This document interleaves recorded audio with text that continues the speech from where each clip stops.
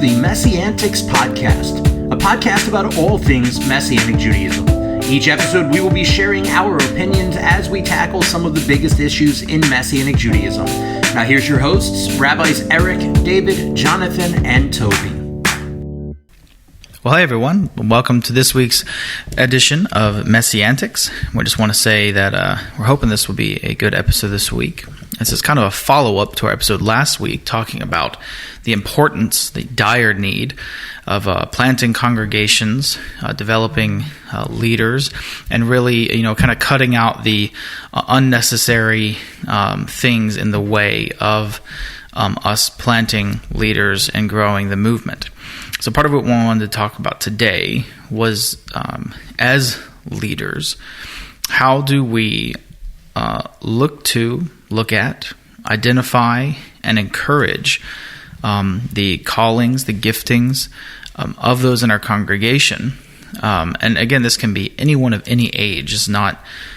We tend to think of looking and advising people with callings as just being young people, who are getting ready to launch into the world, and that can be the case for a larger majority of the time, because normally by the time people hit their 30s, 40s, 50s, they kind of already have found their calling in life and are really working in it. It doesn't mean that exceptions aren't made where someone can make it to well beyond middle age and realize that they have a calling to pastor or to be a Messianic rabbi and to lead and teach and shepherd a congregation.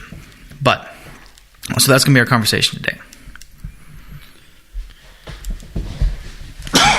So I think this is a really important part. Our last episode, we talked about some of the needs for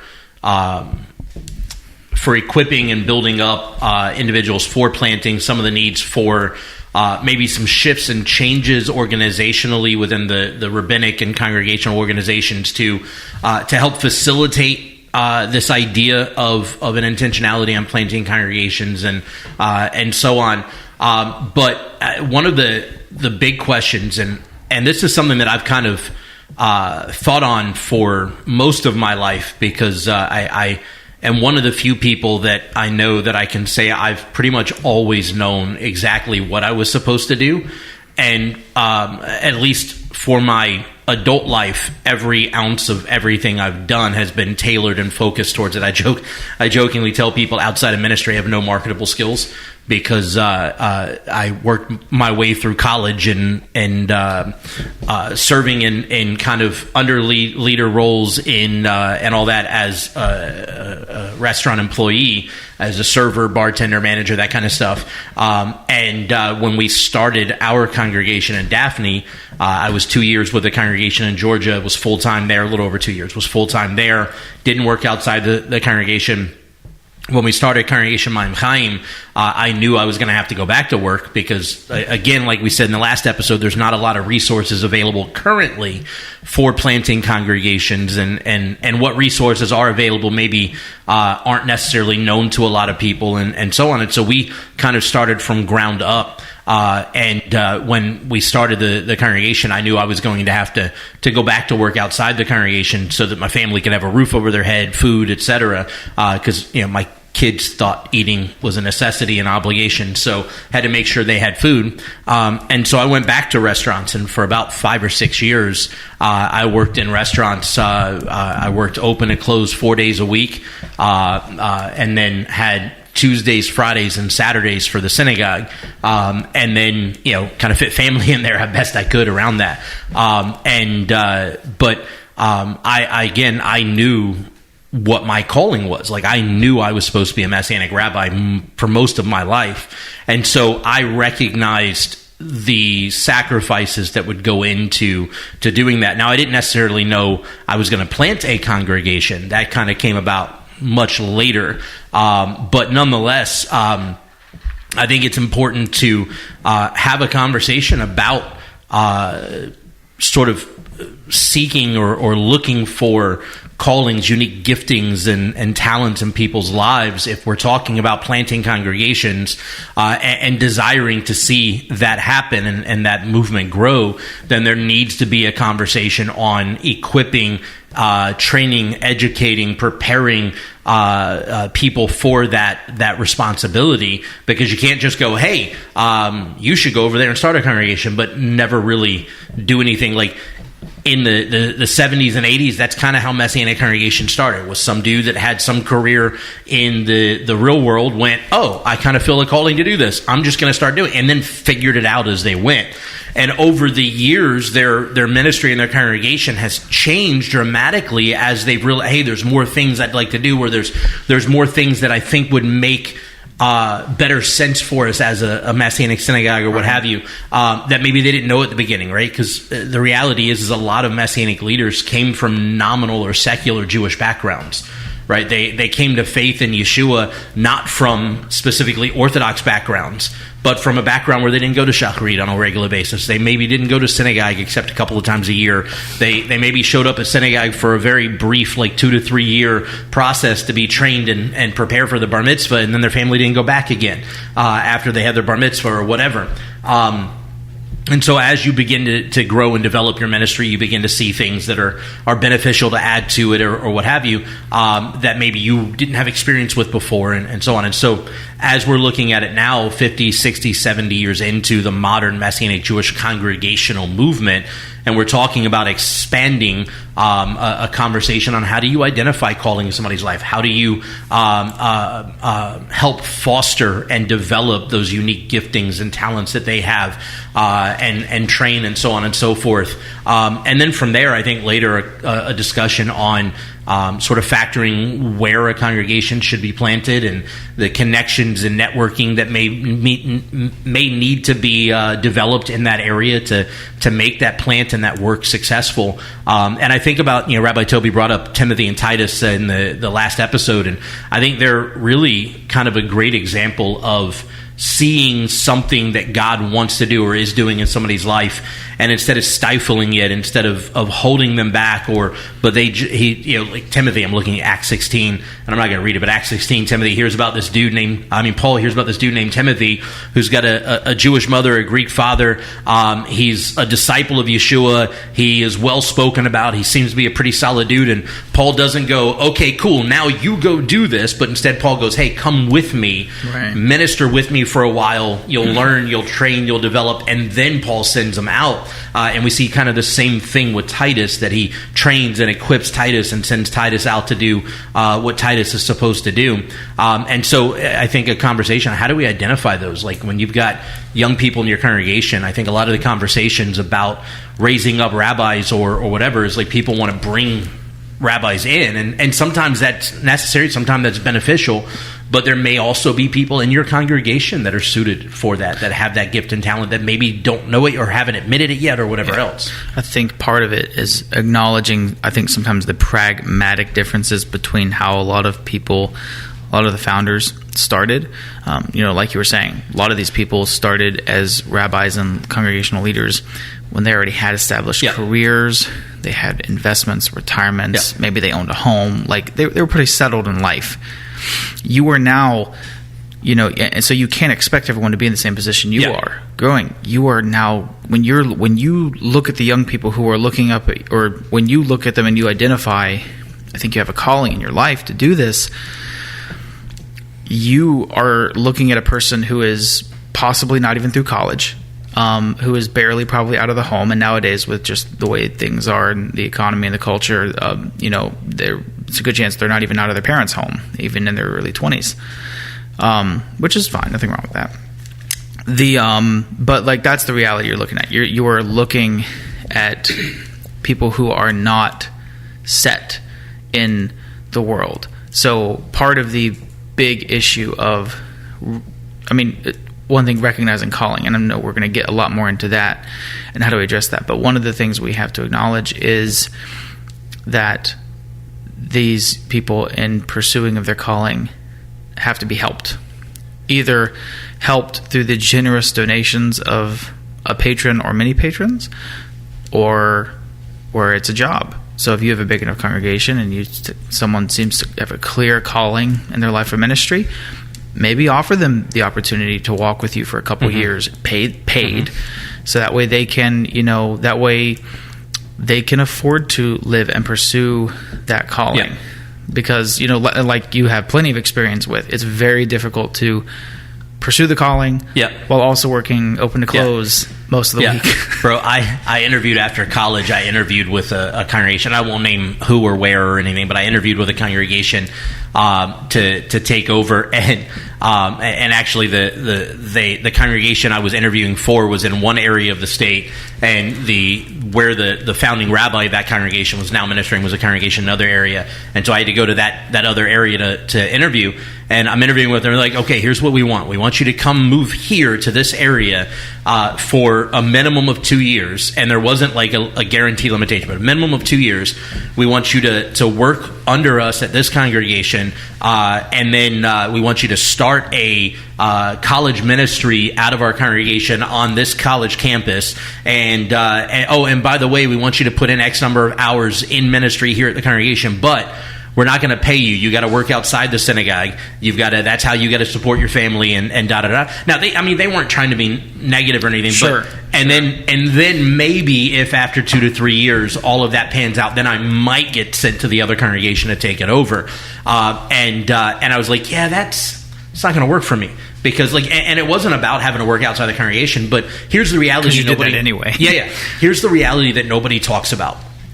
Or at least nobody likes to, is when you are in congregational ministry, right? Even if you believe, and I know people that do, if you believe that congregational ministry should be bivocational, which if that's your opinion, that's fine. That's your choice. That's great, whatever. But if you're of the opinion that congregational ministry should be bivocational or not, it really doesn't matter. The reality is congregational ministry is a full-time job, no matter what. Full-time plus. Yeah. No matter what, right? You're going to get the late-night phone calls from people in the hospital. You're going to get the counseling things. You're going to get the new people that want to meet and ask questions. You're going to have all of these different things that are going on, and there's no way to get around that. And so your congregational ministry life is already a full-time role.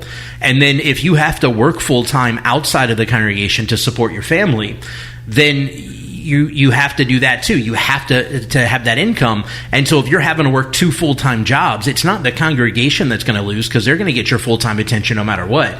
It's your family that's going to lose, because your family's not going to have you around as much. Your family's not going to have that dependable interaction, and you're not going to be able to be home for dinner or whatever. You're not going to be able to take your family away for vacations as easy or what have you. And trust me, in congregational ministry, one of the most valuable things that you can ever find is time to get away from there. That's been a discussion with me and my wife lately, because we were thinking about it the other day, and we're like, we haven't really been on a vacation since our honeymoon, because we've used our vacation time to go see family, but let's be honest, traveling to go see family is not a vacation. It's work. It is effort. I mean, it's great. It's wonderful. Oh yeah, no, it's wonderful to see everybody, vacation. but the last big trip we did was to see one of my cousins get married, and that was an awesome trip. It was great to see them, that side of the family, but we had to drive all the way to South Carolina, and we were on a crunch time, because we had to we were picking up someone from the airport, and we're driving from Florida to South Carolina on a time crunch, and that's it's already an 8 hour. Oh yeah, it's already complicated. You got to go through Jacksonville, it's crazy.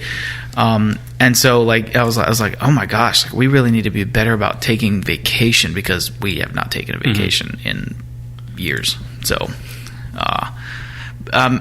you're right. There is that that facet of it that's important, and should be encouraged, because young people, again, you don't know what you don't know, and you're not gonna, you don't think to take time away, time off, time to just be, and and I'm not even talking about just vacations either. I mean, those are important, but I'm talking just get away for a couple of days. One of the things we like to do is I'm just talking about just sitting at home. Yeah, one of our favorite things to do was to hook up the camper and go to a state park an hour or two away and set up for a Saturday night, Sunday, Monday, and then come back.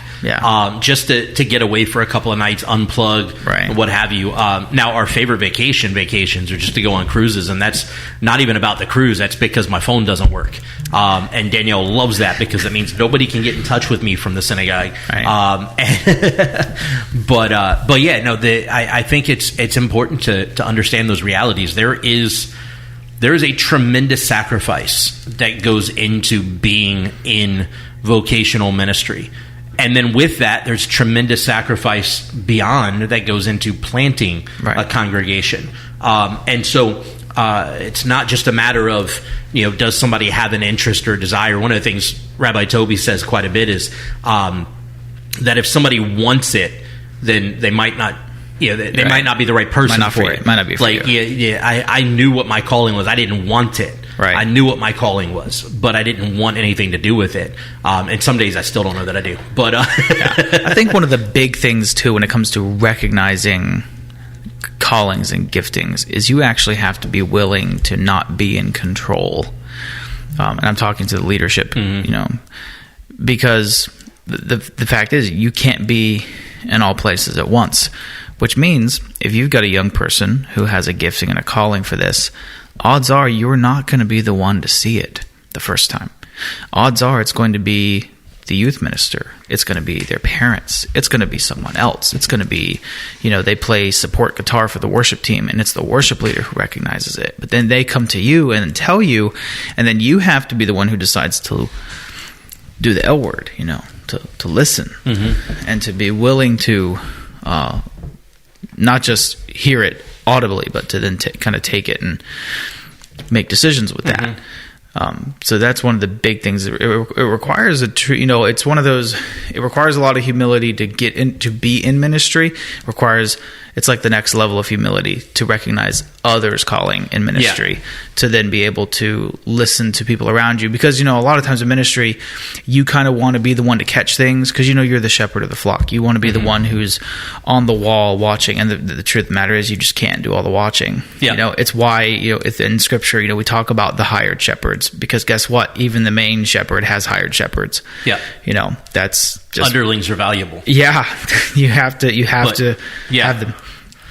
And when you have somebody, for instance, if you bring somebody in or you raise somebody up, this was something Rabbi Eric and I talked about a few years back when we were both starting to look at the potential of bringing in assistant rabbis. And I had never really sat down and factored terminology, right? Because it just was never a thought to me. Like my thought was, okay, we need an associate rabbi. Let's bring it. But then taking time to actually, as I worked to develop like expectations or whatever for that role and so on. I started doing some research, and as I did, I realized that terminology is important, which we all know. But you have assistant rabbi, assistant pastor, associate rabbi, associate pastor, associate, and then you have the senior, right? And the difference is that an assistant rabbi or assistant pastor is somebody that's being trained to one day be a main guy, right? To one day be the leader, whether of that congregation or to be sent out to start a congregation. And then there's the promotion state to associate rabbi or associate pastor. And the associate is somebody that's fully capable of leading a congregation today, who's either serving as the future of that congregation that they're in, or potentially to be sent to take over a congregation or to plant a congregation or what have you. And so there's these steps that you develop through. And so you can have assistant rabbis that are fully ordained with an organization that are still learning the on-the-ground, hands-on type of ministry stuff. And then when they're eligible, and ready, you can promote them to associate. And then they're fully capable. If something happened to me tomorrow, an associate rabbi could run the congregation with no problems. And they have the relationship with the community already. And so on. But also, should something happen, like I've got a church in Gulf Shores that has been begging me for about 3 or 4 years now, actually maybe a little longer than that, to start a Messianic synagogue in Gulf Shores in their building, using their building free of charge, and start a congregation there. And I am totally open to it. As a matter of fact, I've thought on it. I've done minor little bits of planning and thought process and seeing about making connections and all when the time comes. But the only reason we haven't done it is because I don't want to lead multiple congregations. I do want to plant congregations from ours. But I honestly want to build people up to send them out to do those things, to start those congregations and support them and help them develop that community and breathe that kind of thought process, that mindset of training, building, sending, if need be, what have you. And so that's the only reason we haven't started one there. And I mean, there are other places that I see a need for a congregation. And I'm a bit different. I know Rabbi Eric is on the same kind of wavelength as I am mentally about this. There are many in the Messianic community that are very adamant that Messianic synagogue should really only be in metropolitan areas, because that's where the biggest Jewish populaces are, right? And my thought process is, how few Jews is too few to care about?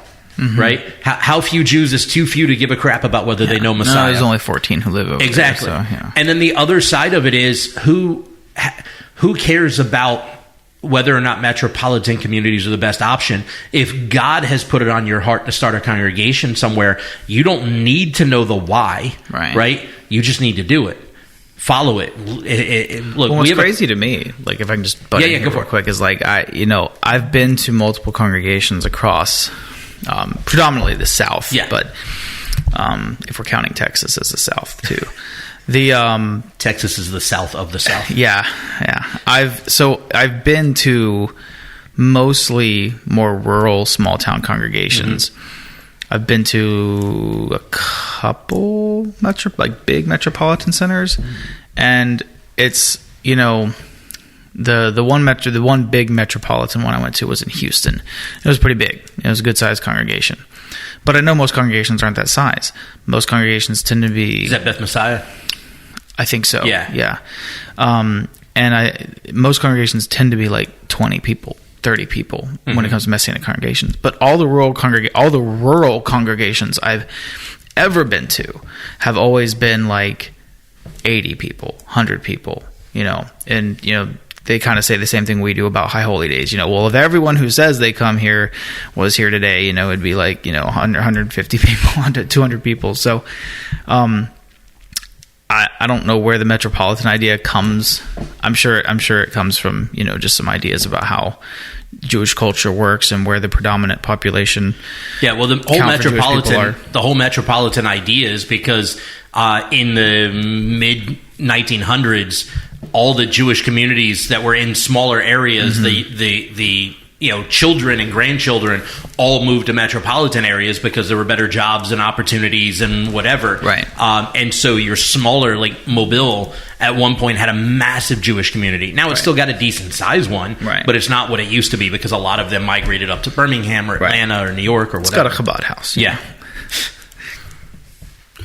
So we were talking about, at the very start of the discussion, identifying and raising up new leaders. And one of the things I wanted to say was that when I was looking for someone to come in and serve at Bradam, my biggest determining factor was not whether they could speak or how much they knew or any of those things. It's, did they have a heart of a servant? Where they will they clean toilets? Yeah, will they pick up the trash, clean the toilets, take it, trim the bushes, do the things? Are they because a lot of people who want to be in ministry want the accolades. They want to be standing in front of people. They want people to, revere them and all that. But a real leader is someone, a real shepherd is someone who will stand between that person and a wolf, and will take care of the trash and mop the floors and clean the toilets and do all the things that need to be done because they have a servant's heart. Yeshua wrapped himself in a towel and washed his disciples' feet. He did not sit down and tell them to take turns washing his. Right. And so I can teach somebody how to give a sermon. I can teach them history and Bible and those things. What you can't teach someone is to have the heart of a shepherd somebody that's going to love the people, somebody that's looking out for that. And that's the primary. And one of the ways you see that is not only how they act at synagogue or when you're doing, but how they act with their family. Because someone who has a real heart for their children, their wife, that puts them in the right perspective is going to do that across the board. But somebody who their children are unimportant, their wife is unimportant, their job is more important than everything else, their boat, their whatever, that's a different heart. And so in identifying someone for ministry, watching people, when I used to work in the grocery business, when somebody came to get a job, I would, as I walked up to the front of the store to interview them, I would drop a piece of paper on the ground, and then I would walk them back past that piece of paper and see if they bent down to pick up the piece of paper on the way to the back. And if they did, there was a good chance I was going to hire them because they were willing to do something that they saw needed to get done. Likewise, when it comes to helping, when Rabbi Jonathan first started coming down here, even before he was hired, like we had a hurricane that came through, he was willing to get out with chainsaws and help pick up people's yards. Yeah, it was fun. And clean up and do things. He wasn't, I'm in ministry, I don't do that stuff. I think my first big volunteer bit here was for VTS. And that was fun. I enjoyed doing it. It was also because there was a young lady there that had your interest. Had my interest, yeah. I kind of keep her at home now, but... But it's just important. Those are things, because we can teach somebody how to give a message. And so really the heart of a servant and being Spirit-led.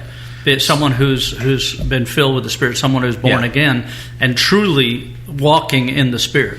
So there's a great book that I think anybody interested in stepping into congregational leadership should read. And again, like anything, I don't necessarily agree with every single thing they suggest or say in it, but it is about spiritual leadership in the 21st century. It's called They Smell Like Sheep by Dr. Lynn Anderson, LYNNANDERSON. They Smell Like Sheep. I had to read it for a class in school a while back. It's been years now, but the premise of it goes a lot along with what Rabbi Eric was just saying, which is that the role of a rabbi, a congregational leader, pastor, whatever you want to call it, that role of a congregational leader is to be a shepherd. Right, and the shepherd is involved with their sheep. The shepherd's in the pen with them. They're out in the pasture with them. They're moving. They're stepping in, sheep dung. They're dealing with the sheep, the ewes giving birth. They're like, it's not a clean job. It's not a job that you come out smelling like roses. Yeah. Right, a shepherd that's very active in shepherding smells bad. And I'm not saying like you should smell like your congregants BO, but the premise of the book is that you should be with your people. Like if you're the shepherd, you should actually be involved in their life. You should be showing up at ball games. You should be going to plays. You should be having dinner with them. You should be active in your community's life. Your exhaustion shouldn't come from the amount of book tours you're doing. It should come from the amount of home, hospital, school play visits you're doing. And so it's not just about, obviously, and we all believe this and have said this, it's not just about being seen up on the stage and giving a good message or whatever else, but you have to have that close connection to your sheep to be a shepherd. How else are they going to know your voice, right? And again, there's more to what Yeshua is saying when he says the sheep know the shepherd's voice, and it's prophetically talking about him and whatever, but there's still that emulating Yeshua in the role of a shepherd today in our congregations. It's necessary. And if you're not active in their life, how are they going to know your voice? How are you going to know your sheep from other people's sheep, and so on and so forth? So I highly recommend that. It's a great book. Again, I don't necessarily agree with everything they set up in terms of how they think leadership of a congregation should be structured, but it is a phenomenal eye-opener on how involved you should be. And so, like Rabbi Eric was saying, are they willing? I have a pastor friend that says, his main thing is he doesn't ever want to ask anybody to do anything he wouldn't do. And so every Sunday morning when he walks into the church, which he gets there early before services, whatever, every Sunday when he walks in, he goes and makes sure that the bathrooms are properly stocked, that everything's properly cleaned in there. And then if he notices there isn't toilet, he doesn't go find somebody and say, hey, go put toilet paper in. Yeah. He goes and gets toilet paper and puts toilet paper in. And whatever, because he's like, look, whatever people think is the least valuable job I want to be a part of that, because I don't want anybody to think I'm better than. I don't ever want to think I'm better than anybody. Right. And I think that's important to have that mentality that we are active in service in our communities. Right. It's not always easy, but again, that goes back to what I said earlier, that it's a full-time job no matter what. Right. There's not a lot you can do about that. And so, I like what Rabbi Eric was saying, things that he was looking for in a potential leader and a potential assistant rabbi, associate rabbi, what have you, and such. And I think especially when you're dealing with younger people who are married or who are interested in getting married, recognizing that both the husband and wife have to be willing to participate, because though not everybody's wife is as involved in the ministry, it both are involved, right? So the rabbi and his wife are kind of a team effort, whether they like it or not. Right. And so if you've got whether it's a guy who feels called to being a rabbi or a girl who feels called to be a rabbi, it really doesn't matter. Both spouses have to be willing to walk that line to serve, right? You can't have somebody who's serving as a rabbi and their wife hates everything about the congregation, and their wife hates every person there, and their wife hates every aspect of the ministry and what have you. I think that's one of the core realities of Paul in Timothy, 1 Timothy, giving the qualifications, again in Titus, the qualifications of a leader, is that they have to, their home and their family has to be in good order. That doesn't mean that they have to have perfect wife and perfect children, because none of us are ever going to be perfect. But what it does mean is that they have to, the congregation has to be able to look at your home life, at your family, as the microcosm of what your leadership should be in the congregation. Right. And so if you're not that, type of a husband who puts your wife and your children first, who you recognize that your children aren't perfect, but they learn how to live a good life by you, and they're walking out their life with the Lord and so on, that affects your qualification on whether or not you should be serving as a congregational leader, and not a matter of and that's not like if you got kids that are in their 20s, 30s that are wayward, that doesn't count against you, because they're then on their own. They're making their own life choices. But the home life, the family nucleus, is a micro of example of what the macro of the congregation should be. Right. Yeah, I think the other thing too, as we're talking about this, recognizing potential gifts and callings in leaders, is expanding your horizons to realize that not everyone is going to be a rabbi, or pastor. You will recognize people who simply will be good shamashim, good deacons, as we would say in English, servant leaders, who just their thing is not going to be to teach or to pastor. It is going to be to serve the physical needs of the community, whatever that may be. For example, here at synagogue, here at Branham, we have every week a bread load delivered. So it's things like that. People who volunteer to participate and to do those sorts of things. We have people who, come and during Tuesday nights. For the record, that's bread that's delivered to the synagogue and it's given out to the community free of charge. Right. Yeah. Sorry. So we have Publix has stuff that's like, it's about to go bad, or it's past. It's not bad, but it's near past expiration. It's past its shelf date, and so they donate it to the community, and then it comes to us, and we give it out to. We have people who come from troubled youth centers, community centers, retirement centers, who come and get it and just take it as it's a nice little extra for folks. But anyway, someone who is willing to go and pick that up, and that's just what they do. They just consistently, do that.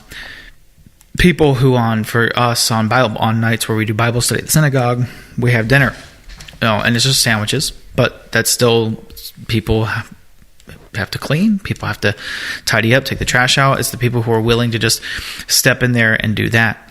Elders, people who are, wise, people who have a reputation of living a godly life, leading a godly life, and who are, even though not formally in a position, at all, are people who people go to. They're people who can speak into the lives of those around them, words of blessing, words of counsel and advice.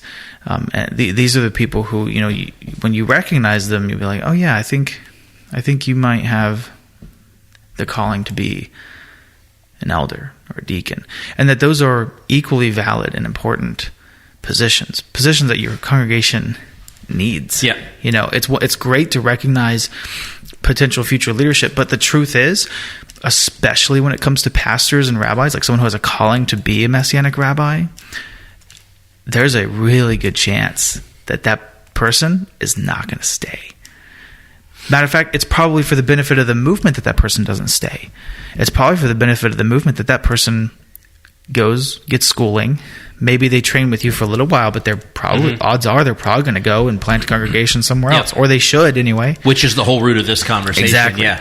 But the people who you recognize and see the giftings of being a deacon, of being an elder, those people stay. And they're around for 10, 15 years and just are a blessing of life to the community. Yeah, I think everything's... I feel like anything I would say would just simply kind of overlap on what's already been said. I do think that the best leaders are the best followers. Mm-hmm. I think that's true. So what I look for is, are they good followers? Right. I look for, will they do menial tasks? Right. Not just to build up to... notoriety. Not just to build up to a position they want, but will they still do it after that? Right. It is someone I am careful. Look, the Bible says that to desire to be a congregational leader, whatever, is to desire a good thing. So the Bible praises that desire, but I also am careful about anyone who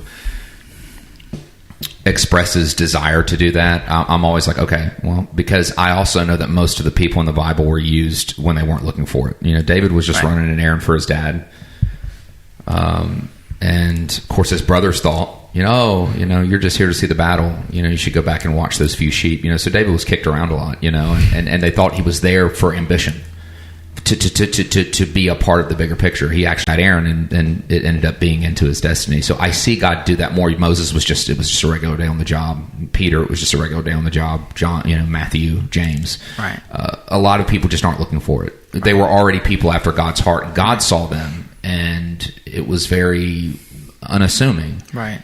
And I think the reason why is that God saw a person like David and said, this is someone who isn't looking for authority, so I can give them all the authority. Yeah. And that's important. I look for can they share and work as a team.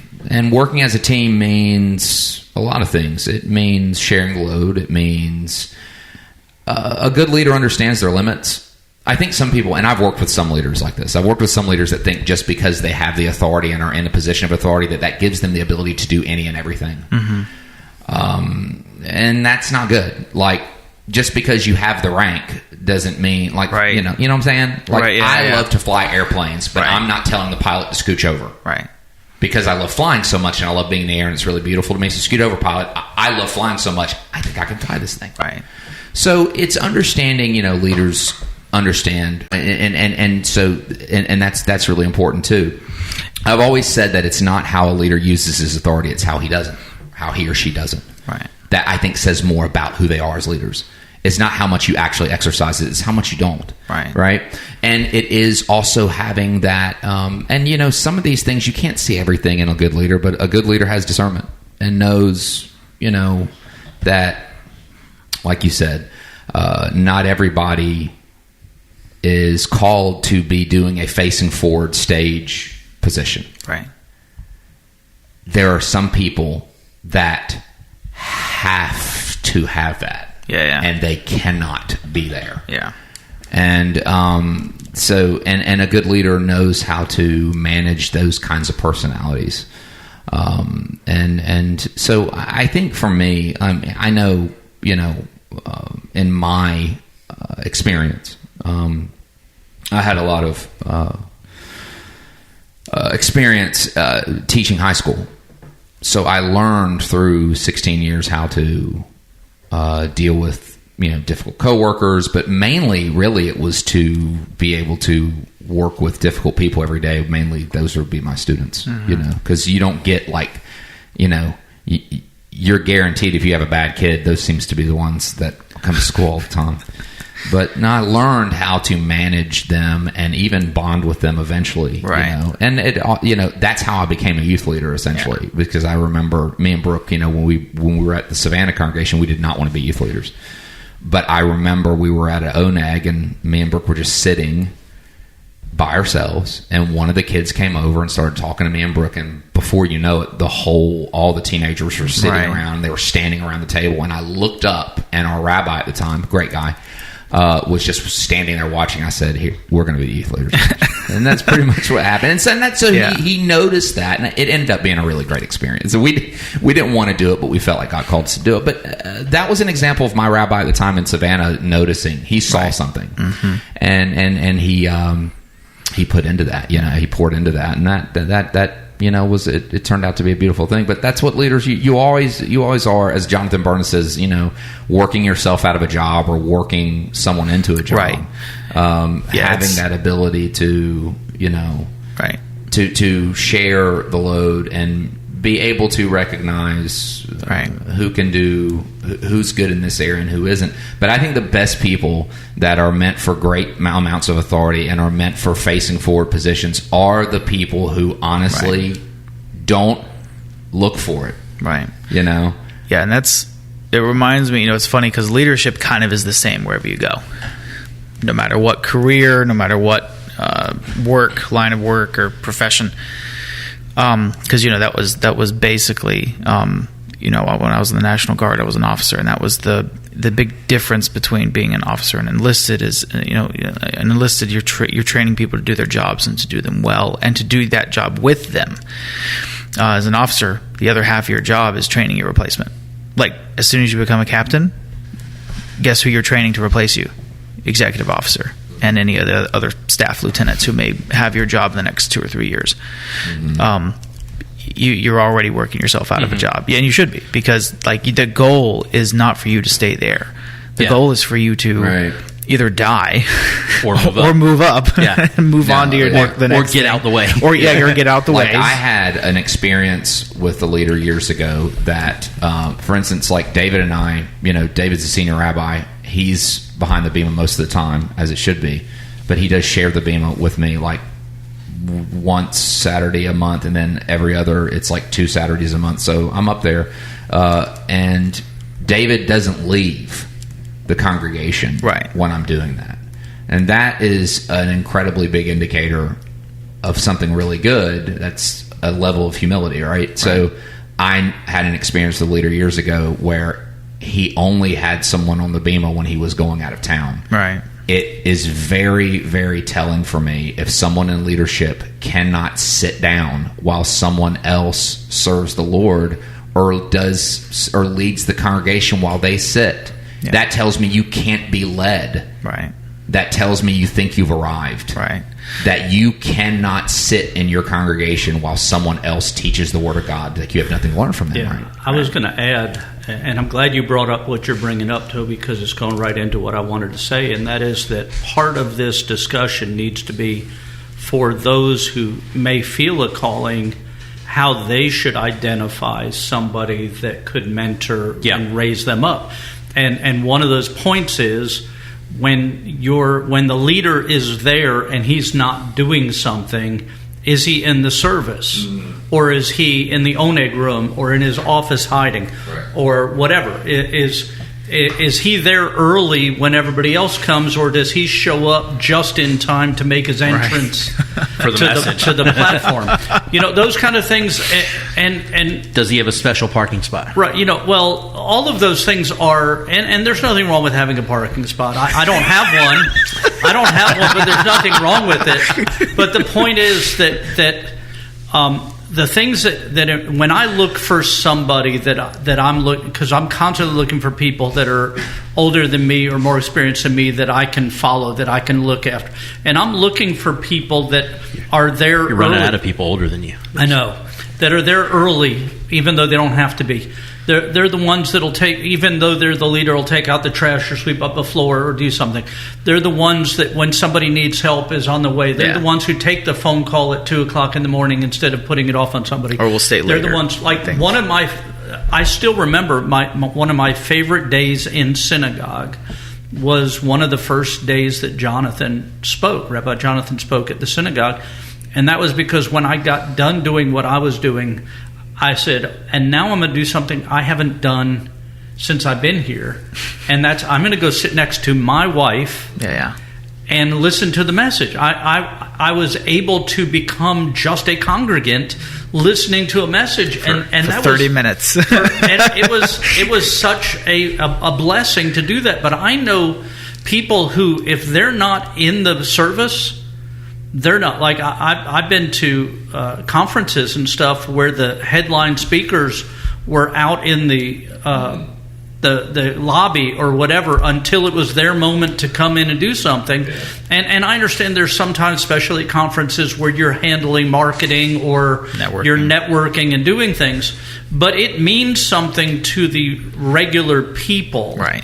To see you in the service worshiping, to see you standing up and sitting down along with everybody else, to see you being there and being a congregant, being part of rather than being separate from. And so when I look for people that can speak into my life, I want people that are in that way. And if I were a young person or even an older person, because I know a leader who leads a great congregation who spent 20-something years in the Navy, got out the Navy, became a rabbi as his second career, and does a good job of what he does and everything like that. But if I'm looking for somebody to mentor me, to raise me up, I'm looking for somebody that's humble, that doesn't believe they're the best thing since sliced bread, that can be taught themselves, that are looking to continue their education and be in classes when other people are teaching and those kind of things, that are there early, that are there to help set up, that are doing all those things. And that's, so if you're somebody who's looking for someone to mentor you into leadership, don't look for the superstar. Yeah, right. Look for somebody who has a heart for people. Or more specifically, don't look for the person that thinks they're the superstar. Right. Yeah. So I want to shift the conversation a little bit for whatever time we have left. I know we've been at it for a little while. But since we're talking about congregational planting, we've dealt with like the organizational side of it and things that can be done in the last episode, things that can be done to help support that concept and so on. And now we've talked about looking for potential leaders for that purpose, evaluating callings and giftings and such. Now I want to spend a few minutes talking about tips and suggestions for how to actually plant a congregation, particularly selecting a location, connecting with people in the area. How do you do it? And I'll kick us off a little bit on this one, just because I'm already talking and have the floor. But aside from that, so I think first off, location really has to be a divine direction, right? You need to be prayerfully seeking God on where that may be, and it may be that you're doing it on your own, looking for where God wants you to go. Like you feel a call to plant, you're looking for where God wants you to go. And it may be that you're serving under another rabbi, and that rabbi is going to send you out. And so the two of you or your leadership together are all praying, bless you, are all praying in that direction and such. So that's a big factor. Like it has to be a divine orchestration. Like we said before, there are those that have a mindset that it has to be a metropolitan area. I don't agree with that. I don't think any of us in this table agree with that it has to be. Like, that's not to say there's anything wrong with it. Look, Manhattan needs, or the boroughs of New York, all 5 boroughs of New York City, that you could put 100 Messianic synagogues in each borough and still barely scratch the surface. Right. So metropolitan areas need Messianic congregations, and they need one like Southern Baptist churches on every street corner. Right. There should be a first, second, third Messianic synagogue in every town. But the reality is it's not just evaluating how many Jewish people are there or how many whatever. It needs to be, where is God leading and directing me to go? And there needs to be legit humility and prayer and sacrifice of time with fasting and such that goes into that decision-making factor. But once you know where you're going, like when we started CMC, when we got to the place that we knew, okay, this is where we feel God is calling us to start a congregation, then the real work starts. Because at that point, then you've got to make connections. Because honestly, the most beneficial thing you can do is connect with churches in your area, build relationships with pastors and churches in your area, because this is your community. These are who you're going to be serving with, working with for years to come, hopefully for years to come. So you need those connections with churches and pastors in your area. And you don't know, maybe one of those ends up being the place that God has orchestrated for you to use to plant your congregation. Because if we're honest about it, a significantly overwhelming percentage of Messianic synagogues start out in churches, and that's not a bad thing. It's an avenue, it's a resource, it's a blessing, and it's the body working in unity together, which is beautiful. Well, I wanted to add to your location thing because I remember this from years ago when I attended college. It was 30 minutes outside of Selma. And for those of you who've never been to Selma, out in the middle of nowhere. There is a Jewish synagogue in Selma, and Selma has had a historic Jewish community. And again, Selma is in the middle of nowhere. It is West Alabama. There was nothing for like an hour in either direction. That's an opportunity. Like it is a historic American Jewish community that. And it may not be huge, but it's there. It may be 50 people, and that goes back to people. And that goes back to the question: how few Jews is too few to care about that salvation? Right. Not to mention all of the other people of the nations around there that maybe need the same message. Right. And a couple of things as we're doing this. One is take advantage of those resources. When we started our congregation, we started in a church fellowship hall. We weren't looking to rent and put everybody in the bondage of doing that. Another place that we used when we were started in a church, the church asked us to find somewhere else to meet. We ended up meeting in hotel meeting spaces, which worked out great. We were wandering Jews. There were 3 different hotels across the street from each other on the main road. And one week we would be at one, and we'd announce, okay, next week we're going to be there at the other one, and back and forth. And the best part about those is you don't have to clean up when you're done. They cleaned up. There were chairs. There was a sound system. There was a PowerPoint projector. All those things were part of what was there, and it was easy to say. Don't lie. In those days, it was still overheads. Well, no, it was PowerPoint. It was a projector, but even at that, you could tell somebody, we're at the Days Inn on 29. Everybody knew Highway 29. It was easy to get directions and go on. But then we went out of there into a church. A second thing that's really important is become part of the community. Become involved in things. So I did volunteer firefighting. I'm at coffee house. I know you are also. I'm at coffee houses regularly. People, when I walk in, they know who I am. I'm in the community talking to people all the time. Is the coffee house named Cheers? It is not, but everybody knows my name. One of my best friend was like, hey, you know what you should do? You should get like a little, those little plastic like name tents you can put on a desk. Has your name printed on or etched on one side. I guess he was like, you should take that and go just like sit at Barnes and Noble and just be like Messianic Rabbi, ask me a question, or prove me wrong. Or something. So another suggestion I want to make is especially today, most people that are going to plant a Messianic Jewish congregation, not everybody, but most, have already been part of Messianic Jewish congregations up to this point, right? And my suggestion is, number one, I don't think every Messianic Jewish synagogue has to be a cookie cutter. right? I grew up with Rabbi Eric, not only as my father, but as my rabbi. There are significant differences between CMC service and Bradam service. There are a lot of similarities, but there are also significant differences. Yeah. I don't think you need a cookie-cutter congregation. I think that your congregation needs to be viable in the community God plants you in. Right. And with that, I would suggest as you plant a congregation, plant it with a service structure based off of what you're familiar with, but also don't become locked into that service structure for a number of years. Like, over time, you're going to start to see what your community needs, what is valued most, what is effective, what isn't effective, what people really relate to. And so over the first probably 3 to 5 years of that new congregation, your service structure and your what liturgies are used and how your worship is done, and it's going to shift and move and migrate to where your congregation has its distinct unity, or its distinct identity for the community that God plants you in. And even after that, periodically things are going to adjust some. Our service structure at CMC has probably changed, I would guess, no less than 7 or 8 times over the last 14 years. Now, there's core that always stays the same, right? But there are different factors. Like the last major change that we made to our service was we restructured our entire service to where it was intentionally flowing with worship as that cohesive piece that ties all together, but where all the liturgy is, we're not doing all of the Shacharit liturgy, but where it's all in the right places, what we are doing are in the right places of the service and everything's pieced properly and what have you, but then tied together with modern worship so that it's a flowing experience. And but we're very intentional about when we make those changes. We're not making them just for the heck of it. Like, we have legit reasons for it.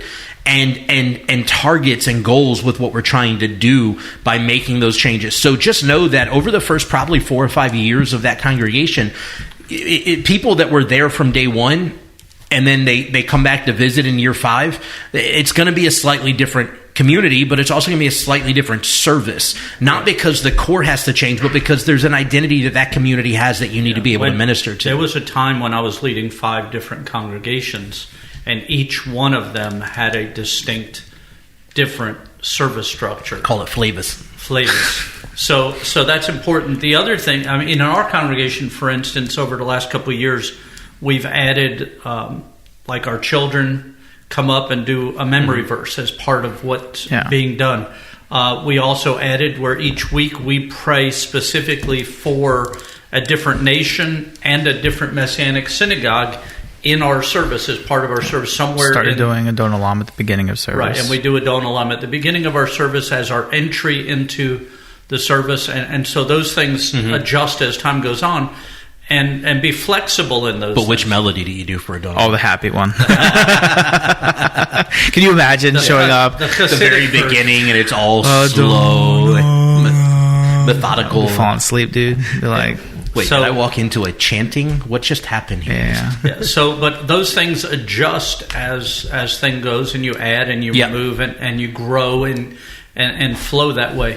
But and you don't need programming for every day of the week. Right. I mean, you need time with your family. You need time to rest. And as you develop that congregation, it may be a year or 2 in before you do, but as you develop that congregation, you're going to start to spot people who can serve in different areas and take some of the weight off of your plate. Right. And that needs to be a focus. It needs to be a team effort. And all of this seems to be boiling down to, when you start, keep it simple. Like, just stupidly simple. Keep it simple, stupid. Yeah. And then, and then this is where a lot of the top-down funding, not just paying the rabbi, but as you grow and as you identify these people, the Messianic movement has classes and courses and camps where they train dancers. Like, you identify where there's always a wrestling match, a more charismatic approach to worship. You're like, hey, you want to go learn how to dance? You can come back and learn to lead dance. Request the funds. send them Yeah. to a class. Yeah. Send them to Messiah where they'll learn how to dance. Invest in your people. Invest in them. Someone who canting. There's at least one canting Well, Greg Silverman, Right. Dr. Greg Silverman does cantoral Right. training. The UMJC has the late cantoral training Right. program with I think Aaron Netzer Allsbrook. David has something. Netzer David, Yeah. I think, has something. Yeah, well, especially because they have Rabbi John Fisher has his Siddur, and Right. so I think they have a cantoral. So send people program. to those things. Yep. Identify them, and then like Rabbi David says, once you're 2 to 3 years in, you begin identifying those people. Right. Some money And comes they have in. the You send them to Ruach camps for young leaders and things like Yeah. that. And then that way you're not just kind of winging it with everybody, but you have like people show up and they're like, oh yeah, like we have a trained dance leader, we have a trained cantor, And once you get people involved, then they've got buy-in, and once they've got buy-in, they make it their community, right? And that's important. It's I think that we average. I think it's a little over 50% of our congregation are members. Now, in our congregation specific, I don't know particularly how you guys do things. In our congregation specific, in order to serve in ministry in the congregation, you have to be a member. And we average 50+% of our congregation are members and are serving. And we actually keep a kind of a spreadsheet of all of our members and where they're serving at, how they're serving, and so on. Not because we want to track and make sure people are doing stuff, but because if somebody's not, then we need to make sure that we're doing our part to facilitate that and such. Because again, when they're serving, there's buy-in. When they're buy-in, they've made it their home, their community. And that's what you need in growing a plant. And when you do identify somebody to do something, let them do it.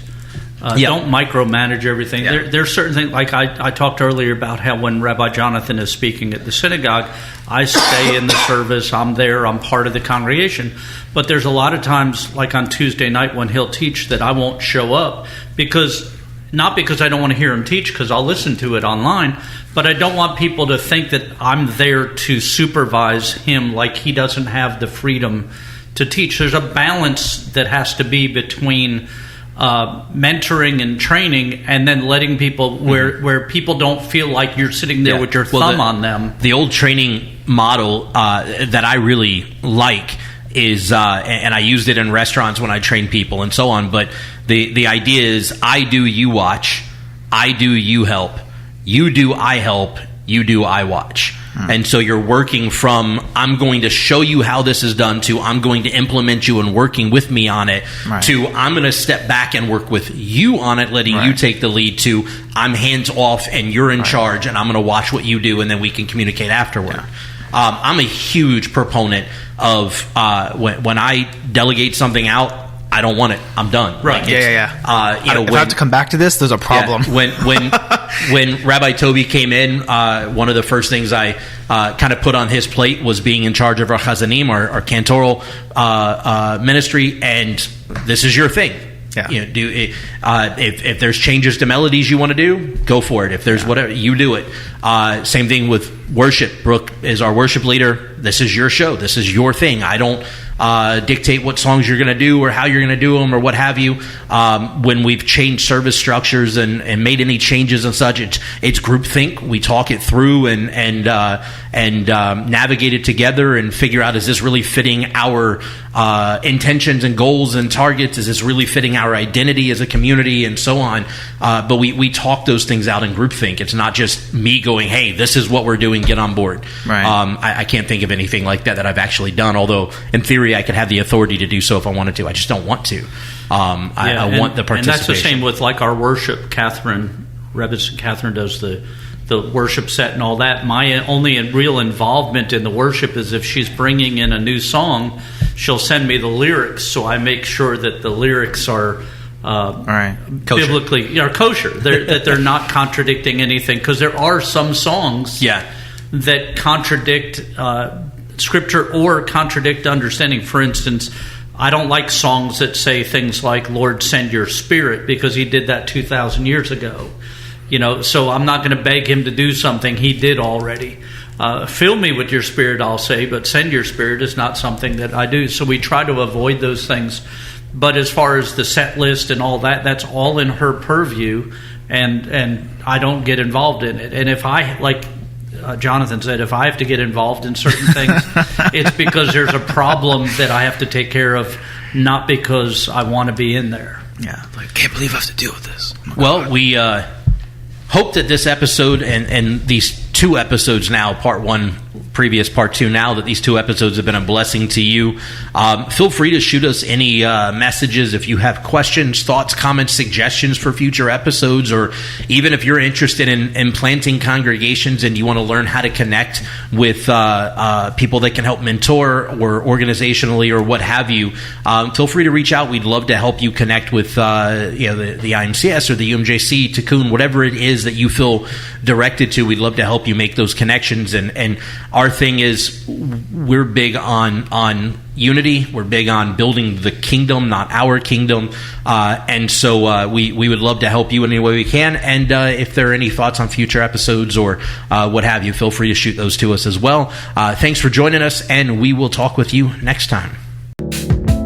Thank you for listening to the Messy Antics podcast. Make sure to subscribe so you can be notified every time we drop a new episode. And be sure to follow and interact with us on social media at Messy Antics Podcast.